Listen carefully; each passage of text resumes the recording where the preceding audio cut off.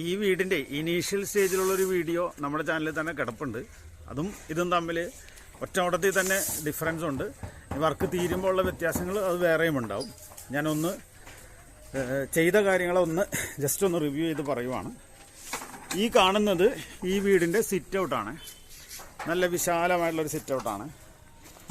അത് കഴിഞ്ഞിട്ട് നമ്മൾ നേരത്തെ ഉണ്ടായിരുന്ന സ്ട്രക്ചറിനോട് പുതിയതായിട്ടുള്ളൊരു സ്ട്രക്ചർ, പഴയൊരു ഓടിട്ട സ്ട്രക്ചറായിരുന്നു ഇവിടെ ഉണ്ടായിരുന്നത്. ഇവിടെയൊക്കെ ഓടിട്ട പോർഷനാണ്. ആ പോർഷനിൽ മുഴുവനും നമ്മളിപ്പോൾ കോൺക്രീറ്റ് ചെയ്യാനുള്ള തട്ടൊക്കെ അടിച്ച് തീർന്നുണ്ട്. ഇപ്പോൾ ഈ ആഴ്ച തന്നെ കോൺക്രീറ്റ് ചെയ്യും. അപ്പോൾ നമ്മൾ പ്രാക്ടിക്കലി ചെയ്തിരിക്കുന്നത് ഈ ഭിത്തിയില്ലേ, ഈ ഭിത്തിയുടെ അപ്പുറത്ത് അവർക്കുണ്ടായിരുന്ന ചെറിയ മുറികളാണ്. ആ ചെറിയ മുറികളെല്ലാത്തിനെയും കൂടി ചേർത്തിട്ട് നമ്മളൊരു വിശാലമായിട്ടുള്ളൊരു വീടായിട്ട് ഇത് ഞാൻ മാറ്റുകയാണ്. ഇപ്പം ഇത് ഞാൻ നിൽക്കുന്നത് സിറ്റ് ഔട്ടിലാണ്. സിറ്റ് ഔട്ട് നമ്മൾ ഡ്രോയിങ് റൂമിനകത്തേക്ക് കയറും. അപ്പോൾ നോക്കിക്കഴിഞ്ഞാൽ അറിയാം ഇവിടെ ഒരു ഭിത്തി പൊളിച്ചളയാനുണ്ട്. അപ്പോൾ സ്വാഭാവികമായിട്ടും ഈ ഭിത്തിയുടെ അവിടെ നിന്ന് മറ്റേ അറ്റത്ത് ഭിത്തി വരെയുള്ള ഒരു സ്പേസാണ് ആ ഡ്രോയിങ് റൂമിന് ഉണ്ടാവുക. എന്ന് പറഞ്ഞാൽ നമുക്ക് ഇവിടെ കാണുമ്പോൾ അറിയാം, കണ്ടില്ലേ, ഇതൊരു വിശാലമായിട്ടുള്ളൊരു ഡ്രോയിങ് റൂമാണ്. ഈ ഭിത്തിയുടെ അപ്പുറത്തേക്കുള്ള അത്രയും സ്പേസ് ചേർത്തിട്ട് ഒരു വിശാലമായിട്ടുള്ളൊരു ഡ്രോയിങ് റൂമാവും. ഈ ഡ്രോയിങ് റൂമിൽ നിന്ന് എൻട്രി ആയിട്ട് നേരത്തെ ഇവിടെ കണ്ട ഇവിടെ ഒരു പഴയൊരു വാളുണ്ടായിരുന്നു. ഇതൊരു പഴയ ഭിത്തി ഇവിടെ ഉണ്ടായിരുന്നതാണ്. അപ്പോൾ രണ്ട് ചെറിയ മുറിയായിരുന്നു. അത് രണ്ടും കൂടി നമ്മൾ ചേർത്തിട്ട് യൂട്ടിലൈസ് ചെയ്തെടുക്കുകയാണ്. ആ ചെയർ കിടക്കുന്ന ആ റൂം അത് ഇവരുടെ ഒരു വലിയ പൂജാ റൂമാക്കിയാണ് മാറ്റാൻ പോകുന്നത്. നേരത്തെ അതിൻ്റെ ഇപ്പുറത്തെ മുറിയായിരുന്നു പൂജാ റൂം.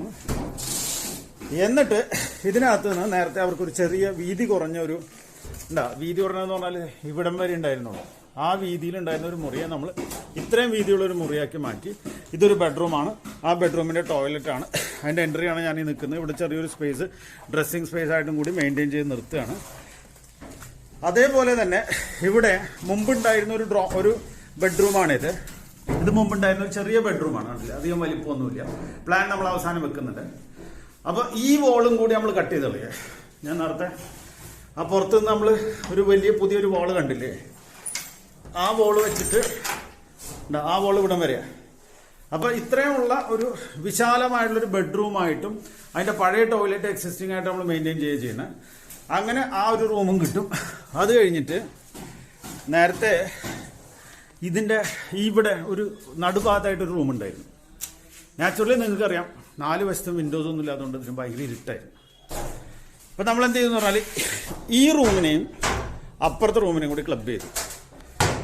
എന്നിട്ട് ഇത് ലിവിങ് റൂമാക്കി മാറ്റി. ഡൈനിങ് റൂമല്ല, ലിവിങ് റൂമാണ്. ഡൈനിങ് ടേബിൾ ഇടാൻ പറ്റും. നമുക്ക് ലിവ് ചെയ്യാനുള്ള മറ്റുള്ള ഫെസിലിറ്റീസ് എല്ലാം എന്ന് പറഞ്ഞാൽ ഒരു സെറ്റി ഉണ്ടാവും, ഒരാൾ ഒരു ഭാഗത്തിന് പത്രം വായിക്കുന്നുണ്ടാവും, അതേ സമയത്തിന് ഒരാൾ ചിലപ്പോൾ ഭക്ഷണം കഴിക്കുന്നുണ്ടാവും, അവർ ചിലപ്പോൾ TV കാണുന്നുണ്ടാവും. അങ്ങനെ വീട്ടിലുള്ള ആൾക്കാർ തമ്മിൽ ഒരു പോസിറ്റീവ് ഇൻട്രാക്ഷൻ ഓൾവേസ് ഉണ്ടാവാൻ വേണ്ടിയിട്ടാണ് നമ്മൾ ഇതുപോലത്തെ ഒരു റൂം എടുക്കുന്നത്. പിന്നെ നേരത്തെ നോക്കി ഇത് ഡ്രോയിങ് റൂമാണ്. ഡ്രോയിങ് റൂമിൽ നിന്ന് എൻട്രി ആയിട്ട് ഒരു ബെഡ്റൂം വരുമ്പോൾ ഒരു പ്രൈവസി കുറവാണ്. നാച്ചുറലി ഈ ഡ്രോയിങ് റൂമിനകത്ത് ആ ഭിത്തിയിൽ നമുക്ക് ഫർണിച്ചർ ഇടാനും പറ്റില്ല. അപ്പോൾ ഈ ഡോർ നമ്മൾ ക്ലോസ് ചെയ്യും. എന്നിട്ട് ഈ ഡോർ ക്ലോസ് ചെയ്തിട്ട് അതിന് പകരം ആ ബെഡ്റൂമിലേക്ക് നമ്മൾ, ഇത് നേരത്തെ ലിവിംഗ് റൂമാണെന്ന് ഞാൻ പറഞ്ഞായിരുന്നു, ഈ ലിവിംഗ് റൂമിനകത്ത് നിന്ന് അവിടെ ആയിട്ട് നമ്മളൊരു ഡോർ കൊടുക്കും. അപ്പോൾ ആ ബെഡ്റൂമിൻ്റെ പ്രൈവസി ഇഷ്യൂസും സോൾവ് ആയി കിട്ടും. ഈ ലിവിംഗ് റൂമിനകത്ത് നിന്നും നേരെ പഴയ കിച്ചൺ അങ്ങനെ തന്നെയാണ് നമ്മൾ മെയിൻറ്റെയിൻ ചെയ്യുന്നത്. എന്നാലൊരു ഡിഫറൻസ് വരുത്തുന്നതെന്ന് പഴയ ഒരു ചിമ്മിനി അവർക്ക് കൂടി ഉണ്ടായിരുന്നു. അവരത് യൂസ് ചെയ്യുന്നുണ്ടായിരുന്നില്ല. അപ്പോൾ ആ ചിമ്മിനി നമ്മൾ അവിടെ നിന്ന് എടുത്ത് മാറ്റി അവിടെ പുതിയ സ്ലാബെല്ലാം, മൊത്തത്തിൽ പുതിയ സ്ലാബ് വേണം. ഈ ഡോർ പൊസിഷനൊക്കെ ഈ കോർണറിലേക്ക് മാറി കഴിയുമ്പോൾ അവർക്ക് അവിടെയും കൂടി സ്ലാബ് ഇടാനുള്ള സൗകര്യം ഉണ്ടാവും. എന്നിട്ട് പുകയടുപ്പ് സ്മോക്ക്ലെസ് ചിമ്മിനി ഈസ്റ്റ് സൈഡിലേക്കായിട്ട് നമ്മൾ ഇവിടെ തന്നെ കൊടുക്കും. അതേപോലെ തന്നെ അപ്പോൾ ആ ഡോർ ഉണ്ടോ, വർക്ക് ഏരിയ പുറത്തേക്കുള്ള ഡോർ, ആ ഡോറിന് അലൈൻമെന്റ് ഈ സൈഡിലേക്ക് മാറ്റിയിട്ട് നമ്മൾ ഓപ്പണിംഗ് കൊടുക്കുമ്പോൾ കിച്ചണിൻ്റെ അകത്ത് കുറെ കൂടി നല്ല രീതിയിൽ സ്പേഷ്യസ് ആയിട്ട് നമുക്ക് ഫർണിഷ് ചെയ്യാൻ പറ്റും. ഇനി ഫസ്റ്റ് ഫ്ലോറിലേക്ക് കയറുമ്പോൾ പിന്നെ സ്ട്രക്ചറൽ കാര്യങ്ങളും കൂടി ഒന്ന് പറഞ്ഞു നോക്കുന്നുണ്ട്. എന്താണെന്നറിയോ, ഇതിപ്പം ആ മുകളിലത്തെ പുതിയ അവിടെ മുമ്പ് ഓടായിരുന്നു, അത് മാറ്റിയിട്ട് നമ്മളിപ്പോൾ കോൺക്രീറ്റ് ചെയ്യാൻ വേണ്ടിയിട്ടുള്ള സംവിധാനം ഉണ്ടാക്കിയിട്ടുണ്ട്. അപ്പോൾ അതിൻ്റെ ലോഡ് എടുക്കാൻ വേണ്ടിയിട്ട് ഇവിടെ ഒരു പില്ലർ കൊടുത്തിട്ടുണ്ട്. അതേപോലെ തന്നെ ഇപ്പോൾ നേരത്തെ കിച്ചൺ നമ്മൾ മെയിൻറ്റെയിൻ ചെയ്യുവാണ്.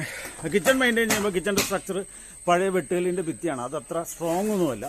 അങ്ങനത്തെ ഒരു സാഹചര്യത്തിൽ നമ്മൾ ഇവിടെ ഒരു പില്ലറുണ്ട്, അത് ഈ ഭിത്തിയുടെ ഉള്ളിൽ ലയിച്ചു പോകും.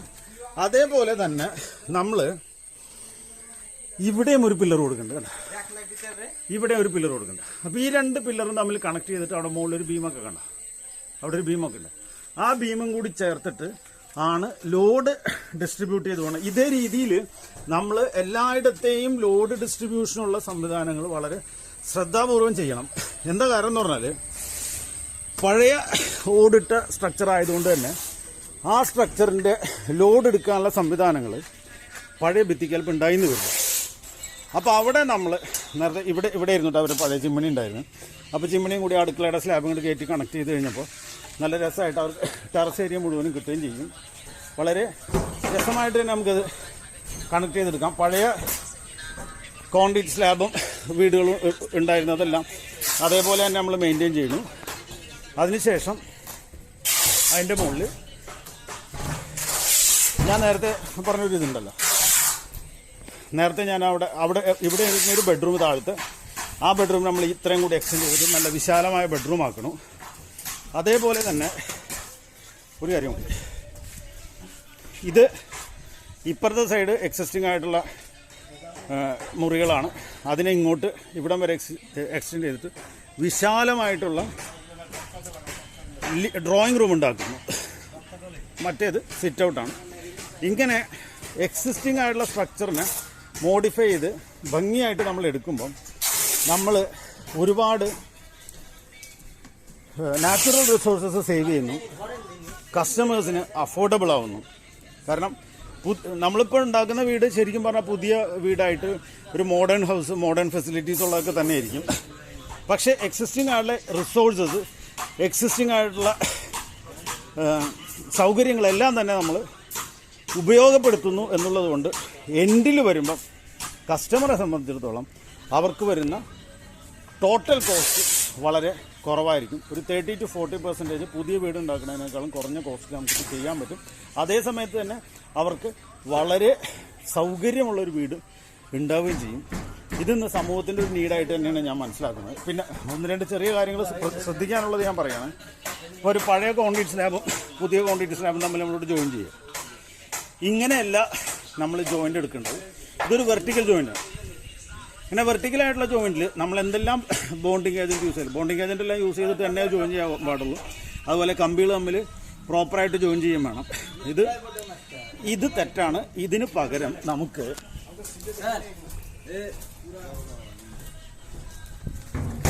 ഇതേപോലെ സ്ലോപ്പായിട്ടുള്ള രീതിയിൽ വേണം ജോയിൻസ് ബിൽഡ് ചെയ്യാൻ വേണ്ടിയിട്ട്. ഇങ്ങനത്തെ സ്ലോപ്പായിട്ടുള്ള സ്ഥലത്ത് നമ്മൾ പ്രോപ്പറായിട്ട് ബോണ്ടിങ് ഏജൻ്റ് എല്ലാം വെച്ചിട്ട് 2 കോൺക്രീറ്റ് സ്ലാബ് നമ്മൾ ജോയിൻ ചെയ്ത് കഴിഞ്ഞാൽ ഭംഗിയായിട്ട് അത് നിൽക്കും.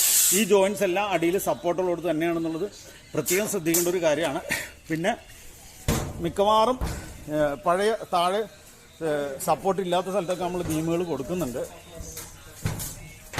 ഞാൻ നേരത്തെ കാണിച്ചിരുന്നു, ഉണ്ടല്ലേ, നമ്മളവിടെ ഒരു പില്ലർ കൊടുത്തിട്ട് ആ പില്ലറിലേക്കാണ് നമ്മളിവിടെ പുതിയ സ്ട്രക്ചർ കൊണ്ടുവന്ന് ലോഡ് ചെയ്യണം. ആ പില്ലർ കൊടുത്ത് ആ പില്ലർ നമ്മളൊരു ബീം സിസ്റ്റം കൊടുത്ത് ആ ബീം സിസ്റ്റത്തിലാണ് നമ്മൾ പുതിയ സ്ട്രക്ചർ ലോഡ് ചെയ്തെടുക്കുന്നത്. എല്ലായിടത്തും ഉണ്ട്, അവിടെയുണ്ട് പില്ലർ. ആ പില്ലർ ഇപ്പുറത്തും പില്ലർ ഉണ്ടാവും. ആ പില്ലർ തമ്മിൽ കണക്ട് ചെയ്തിട്ട് അവിടെ ഒരു ബീം സിസ്റ്റം ഉണ്ട്. ആ ബീം സിസ്റ്റം ഉള്ളത് കൊണ്ട് തന്നെ പുതിയ കോൺക്രീറ്റ് സ്ലാബിൻ്റെ വെയിറ്റ് ഈവൻലി ഡിസ്ട്രിബ്യൂട്ട് ചെയ്തിട്ട് വളരെ ലളിതമായ രീതിയിലും പഴയ സ്ട്രക്ചറിനെ വലിയ ഡാമേജ് വരുത്താതെ തന്നെ നമുക്ക് മെയിൻറ്റെയിൻ ചെയ്യാൻ പറ്റും. ഇതാണ് നമ്മൾ ചെയ്യുന്നത്. ആർക്കിടെക്ട് ശ്യാമാണ്, റിപ്പയർ കൊച്ചിയിൽ നിന്നാണ് സംസാരിക്കുന്നത്. നന്ദി. ജസ്റ്റ് ആളുകൾക്ക് മനസ്സിലാവാൻ വേണ്ടിയിട്ടാണ് ഞാൻ പഴയ പ്ലാനും പുതിയ പ്ലാനും കൂടി ഇവിടെ വയ്ക്കുന്നുണ്ട്. അതിനകത്ത് നിന്ന് ലളിതമായിട്ട് നിങ്ങൾക്ക് മനസ്സിലാവും എന്നാണ് ഞാൻ പ്രതീക്ഷിക്കുന്നത്. റിമൂവ്ഡ് വാൾസ് എന്നുള്ളത് റിമൂവ്ഡ് വാൾ എന്ന് തന്നെ അതിനകത്ത് എഴുതിയിട്ടുണ്ട്. പിന്നെ ബ്ലൂ കളറിൽ കാണുന്നതെല്ലാം പുതിയ വാൾസാണ്. റെഡ് കളറിലുള്ളത് പഴയ എക്സിസ്റ്റിംഗ് ആയിട്ടുള്ള വാൾസ് നമ്മൾ റീറ്റെയിൻ ചെയ്യുന്നതാണ്.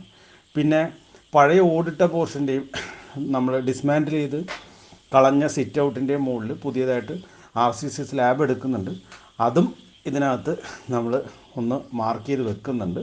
പിന്നെ ഇതിൻ്റെ കംപ്ലീറ്റഡ് ആയിട്ടുള്ള വീഡിയോസുമായിട്ട് നമ്മൾ പിന്നീട് വരാം. നന്ദി.